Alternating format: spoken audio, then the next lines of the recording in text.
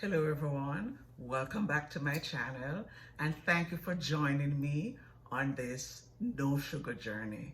So as I promised you in the last video, I said I was going to do a series of videos talking about the different micro skills and mindset changes that I think I had to make in order to quit sugar. So today I'm going to be talking about something else. And it's a skill I learned about from Dan Sullivan's book, The 4 C's Formula, Your Building Blocks of Growth.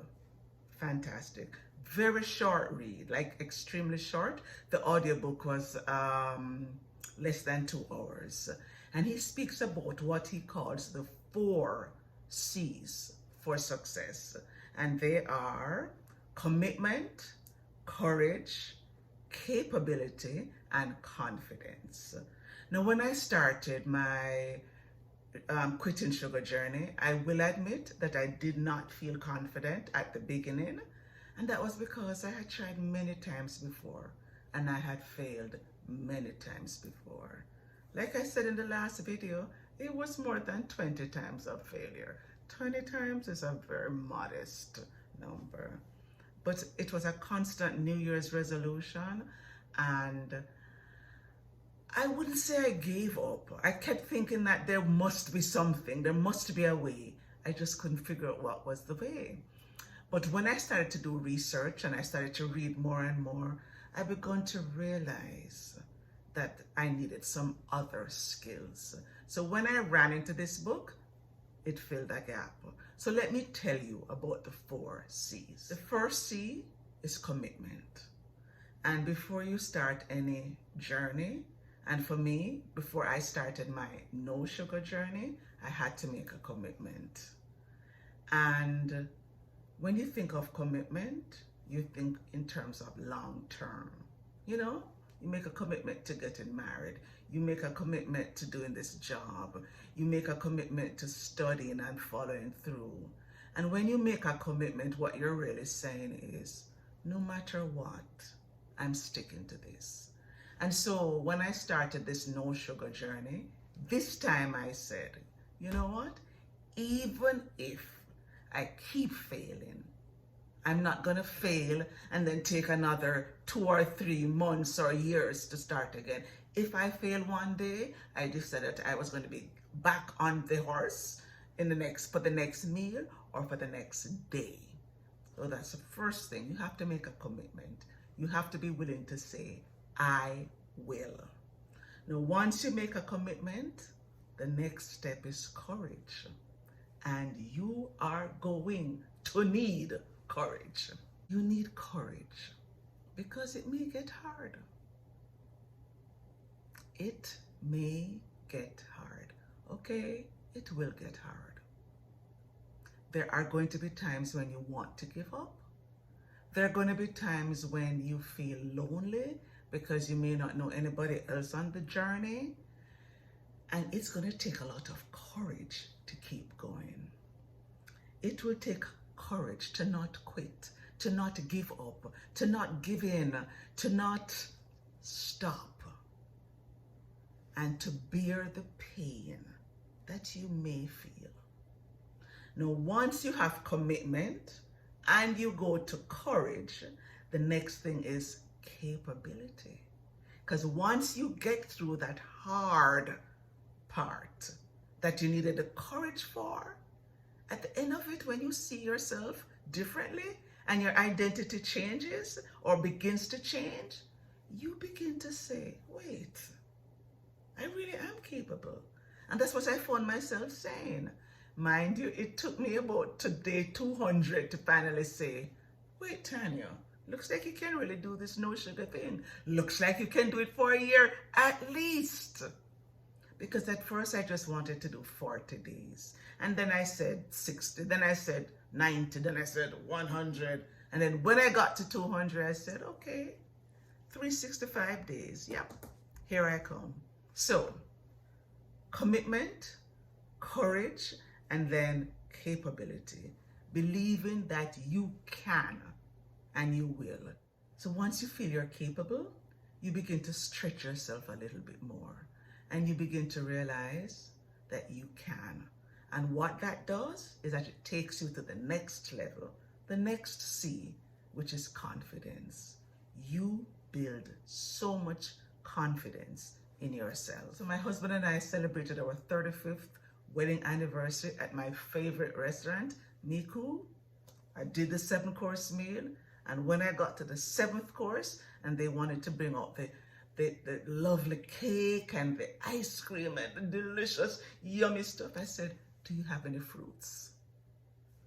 And everybody did the fruits. Well, fruits? I said, yeah, I'd really appreciate some fruits. Miku is known for their green tea opera, and that's what I had last year. As you can see in the picture, we've been going for a few anniversaries, and that is like the best part. So that's what I'm accustomed to having. So I guess asking for a change this time did bring a lot of, ooh, okay, I guess. No wine, no cake, no sugar. And I felt confident. I thought, is this you, Tanya? Really? So here's a picture of what they did bring for me, where they roasted up a nice bowl of fruits. And then the following month was my birthday. Hubby took me to my next favorite restaurant, Minami. And for this one, I did the 5-course meal. And when they said, time for the dessert, I said, do you have any fruits? Tanya said that. And here's a bowl of fruits I got from Minami. Not as healthy as the one from Miku, but still I appreciated it because it was a treat. I kept thinking, pinch me now.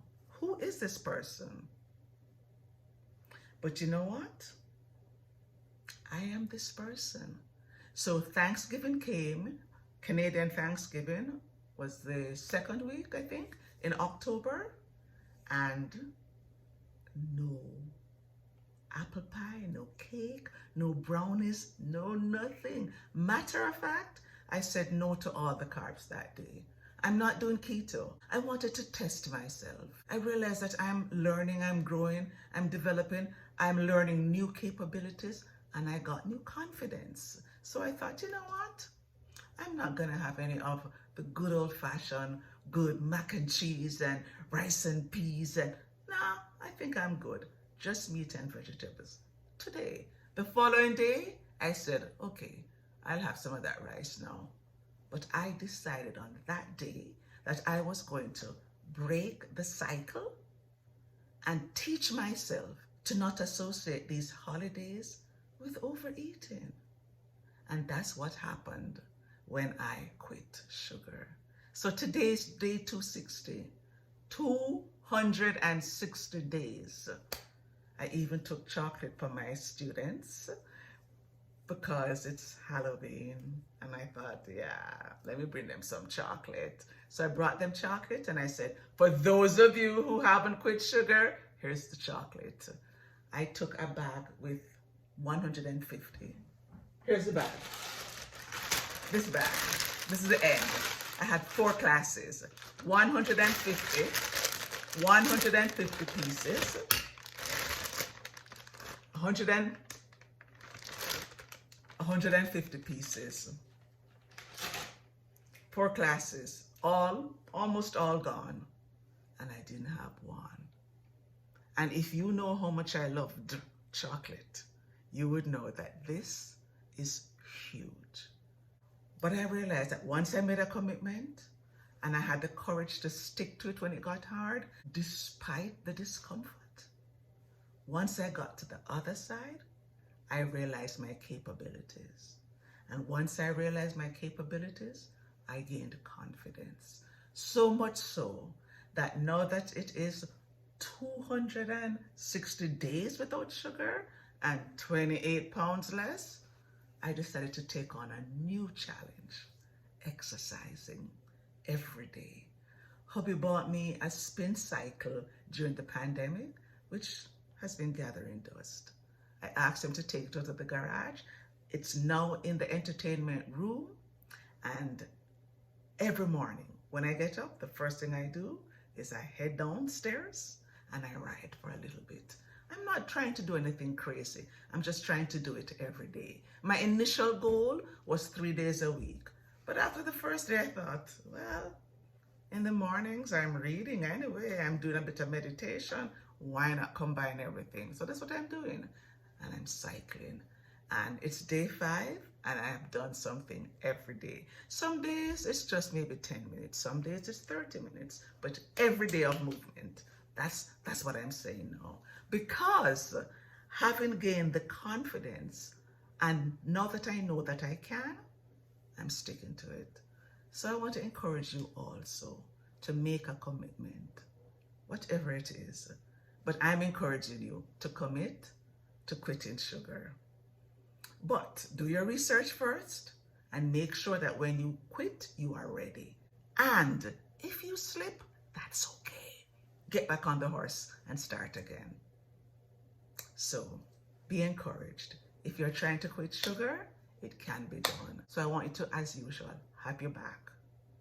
Keep believing and have your own back. So thank you for watching, and I'll see you in the next video when I tell you about other skills that I learned and used on my journey to quit sugar. Thanks for watching. Bye for now.